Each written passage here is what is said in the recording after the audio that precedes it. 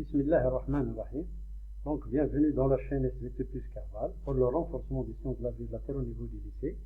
Je continue donc la série d'exercices. Donc, je vais travailler un exercice en ce qui concerne la première unité qui concerne le deuxième bloc SVT-PC, la consommation de la matière organique et flux d'énergie. Alors, avec un exercice, voilà, donc qui concerne bien sûr cette unité. La cellule. L'exercice sur 3 points. Voilà, le raisonnement scientifique et la communication cryptographique sur 15 points. هذا غير tiré du baccalauréat bien sûr, la session normale 2017 pour SVT. ولكن ملي كنقولوا SVT ou PC, la première unité elle est commune. C'est-à-dire la consommation de la matière organique et flux d'énergie. La cellule produit l'ATP, alors l'exercice nécessaire pour son activité. Ça, on le sait, à travers des voies métaboliques aérobiques et anaérobiques, c'est-à-dire la respiration et la fermentation. Chez certaines personnes, la perturbation de l'une de ces voies est à l'origine de nombreux symptômes tels que l'accumulation de l'acide lactique dans le sang. Les voies l'accumulation de l'acide lactique dans le sang, c'est ce qui entraîne la fatigabilité, etc. Pour comprendre la relation entre ces symptômes et la nature de la perturbation métabolique, on propose les données suivantes. Donnée 1. التمارين ديال الوقت يكونوا عبارة عن معطيات. Donnée 1. Alors la première donnée, le document 1 ici représente les réactions métaboliques principales de la production d'ATP au niveau cellulaire dans le cas normal. Vous voyez déjà le glucose. Mais la fermentation lactique, c'est la glycolyse, fermentation lactique, l'oxydation de l'acide pyruvique. Donc les réactions représentées dans la mitochondrie se rapportent à un seul acide pyruvique. Donc la dégradation ديال واحد l'acide pyruvique ماشي جوج, ولكن الجلوكوز هو تيعطينا جوج. هنايا غير dégradation du seul molécule. La question, à partir du document 1, déterminer le devenir de l'acide pyruvique, le pyruvate au niveau cellulaire. Puis calculer le bilan énergétique, le nombre de molécules ATP qui résulte de la dégradation d'une molécule d'acide pyruvique à l'intérieur de la mitochondrie. Donc, il y a deux.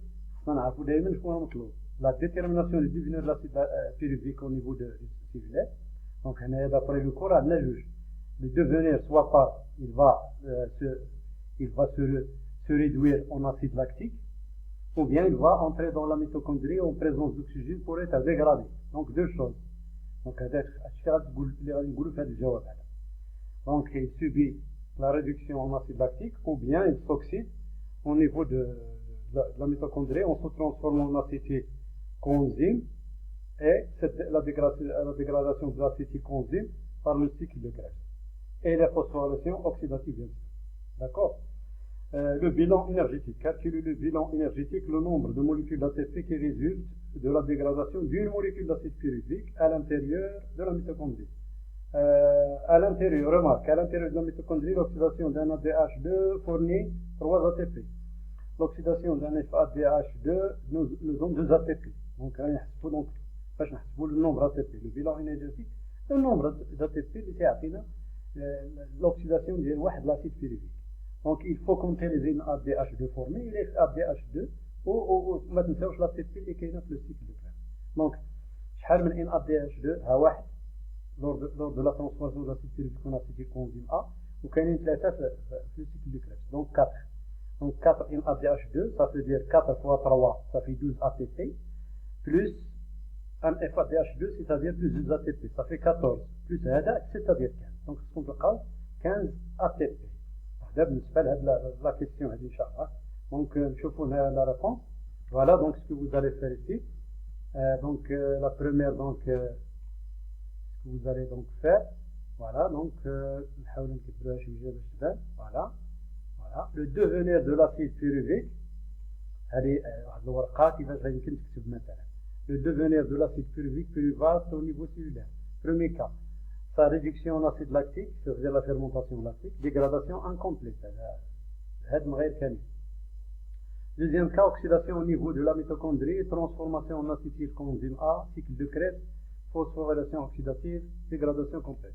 J'ai déjà expliqué ça. Pour le bilan énergétique, comme j'ai déjà expliqué, c'est-à-dire le nombre d'ATP qui résulte de la dégradation d'une molécule d'acide pyruvique à l'intérieur de la mitochondrie. Remarque, انا دي اش دو كيعطينا 3 بي كنحط داكشي اللي عطاوني 3 ا تي بي اف ا دي اش دو كيعطيني 2 ا تي بي لو كونتاج دونك شحال من ان ا دي شحال من اف ا دي اش 2 شحال من ا تي بي دونك 4 صافي 3 فوا 4 صافي 12 ا تي بي 1 اف ا دي اش 2 بلس سيكل دو كريبسون 2 ا تي بي 1 ا تي بي دونك سي كيعطينا لو توتال دونك سي 15 ا تي بي لو بيلون حنا جاوبنا على هذا السؤال هذا داكور donc ça c'est donc vous gagnez ici donc je crois c'est 0,75 points d'accord. Donnée 2 sur les données numéro 2 les données numéro 2 dans le cadre du traitement de certaines maladies virales في إطار معالجة بعض الأمراض الفيروسية par les NTI inhibiteurs de la transcriptase inverse يعني كتح واحد الأنزيم ذاك الأنزيم اللي كاين في الفيروس ديال السيدا أنزيم العكسي اللي كيحول لايرين من الأ دي إن. الوغ هادشي معلومات ماشي مشكل المهم نكملو. Des examens biochimiques ont montré que ce traitement بهاد la substance هادي cause une perturbation de la production d'énergie au niveau mitochondrial, ce qui est à l'origine de plusieurs symptômes tels que la fatigabilité et le changement de la concentration plasmatique de l'acide lactique.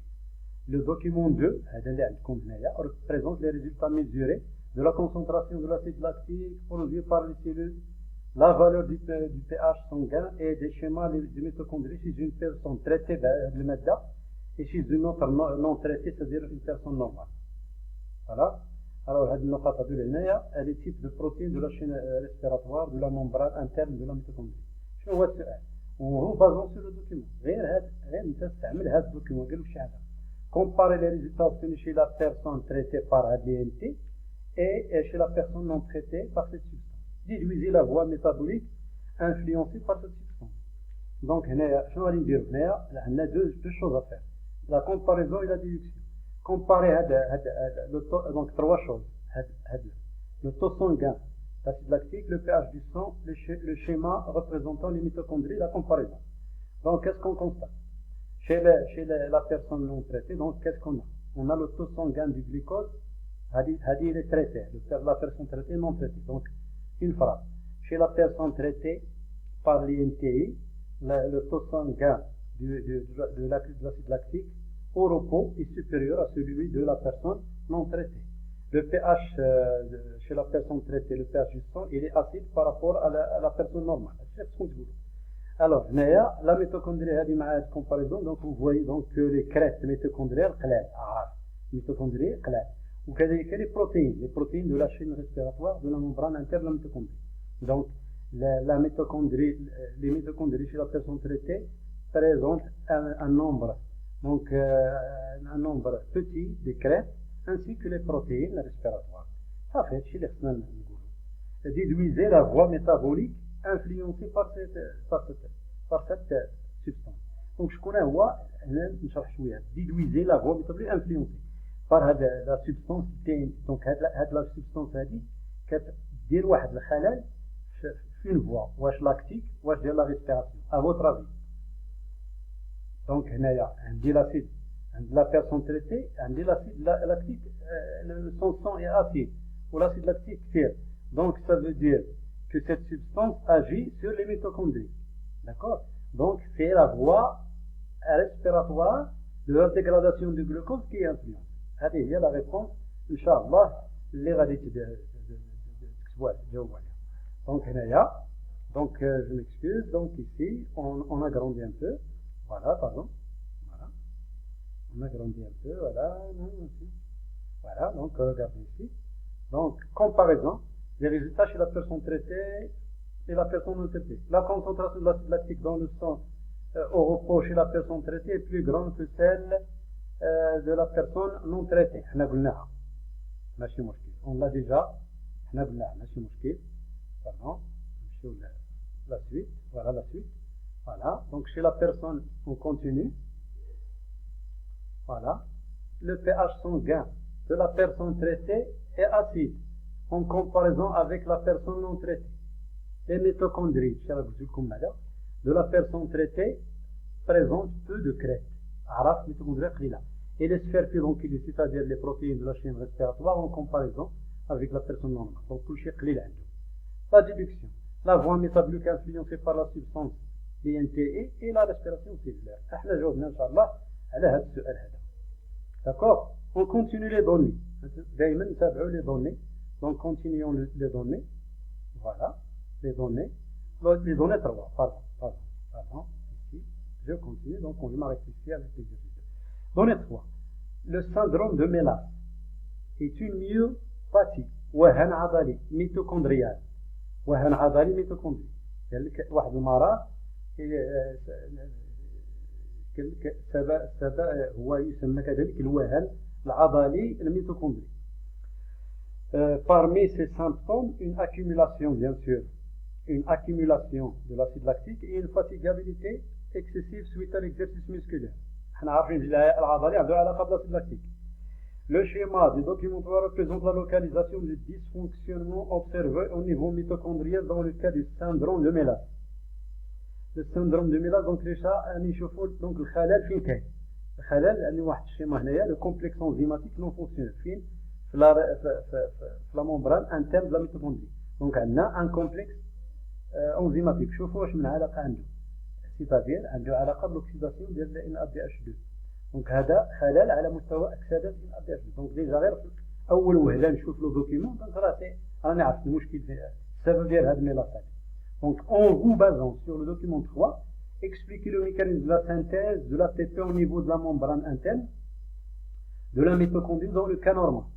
دونك سي كوا c'est une chaîne respiratoire. ولكن السؤال قال لك هو شرح كيفاش كتشكل لاكتيف في الحاله العاديه بلا ما يكون هذا المرض ديال الميلاس. صافي. Donc, qu'est-ce qu'on fait? Donc, qu'est-ce qu'il faut dire? La synthèse d'ATP se fait selon les étapes suivantes. Premièrement, في l'état normal. قريتكم هادشي شوفوا les vidéos في la chaîne اللي كنشرح فيها هادشي بزاف. L'oxydation ديال NADH2 و FADH2 nous donne les H+ et les électrons. Les électrons ils seront transportés par une série de transporteurs jusqu'au dernier accepteur le l'oxygène. Il va se réduire en eau. D'accord? Les protons, bien sûr, le transport des électrons et s'accompagne de quoi? De l'accumulation des H+ au niveau de l'espace intermembranaire. ما بين la membrane externe ou la membrane interne. Donc, ce qui va générer le gradient de concentration des H+. Le gradient, c'est une énergie qui va être la sphère pédonculée pour phosphoryler ADP en ATP. C'est le cas normal. D'accord? L'autre morceau de la question, puis montrer l'effet du dysfonctionnement de ce mécanisme chez une personne de Mélas. Alors, l'insan اللي مريض donc عنده خلل في هذا الكومبلكس enzymatique non fonctionnel عنده علاقة بالأكسيداسيون ديال NADH2. Donc montrer l'effet du dysfonctionnement de ce mécanisme chez une personne atteinte de Mélas. Donc اش غادي نقولوا chez une personne atteinte de Mélas, il n'y a pas d'oxydation de NADH2, donc il y aura donc peu de synthèse de l'ATP. D'accord? هذا هو اللي خصنا نقولوا. نشوفوا les réponses ان شاء الله اللي يمكن تقولوا نتوما في الامتحان ان شاء الله.